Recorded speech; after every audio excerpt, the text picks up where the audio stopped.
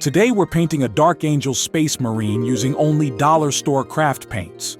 Red, yellow, blue, black, and white. No fancy paints, no fancy brushes, just dollar store stuff and a small Citadel base brush.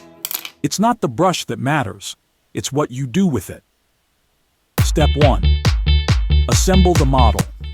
Use plastic glue, not super glue. And don't forget, scrape off all the mold lines. You don't want those seams screwing up your work later. Step 2. Once that's clean, prime it black with Citadel spray. We're using Chaos Black by Citadel. Sure, it's more expensive, but trust me, the can's lower pressure delivers less paint onto the model, meaning you won't clog those precious details. It's got a fine pigment and a matte black finish.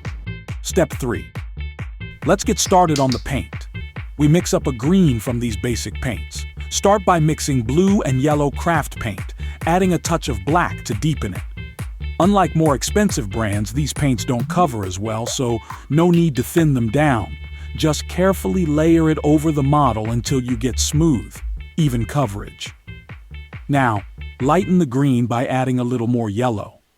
Apply this to the raised edges of the armor to create contrast and bring out the detail. Craft paints need the extra passes, but it'll give you a solid result if you're patient. Again, no thinning. Just focus on controlled layers. You'll need a few layers, but that's how we get depth without drowning the detail.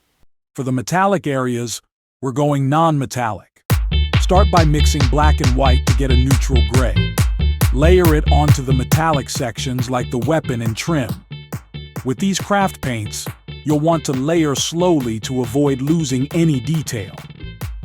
To add shading, mix in more black to the gray and apply it in the recesses.